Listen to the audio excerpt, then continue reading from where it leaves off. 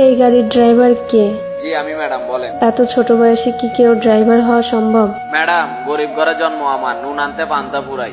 পড়ালেখা করা হয়নি, খুবই অল্প বয়সে মোটর লাইনে এসে রোদে পুড়ে বৃষ্টিতে ভিজে হেল্পারি করে ড্রাইভার হয়েছি।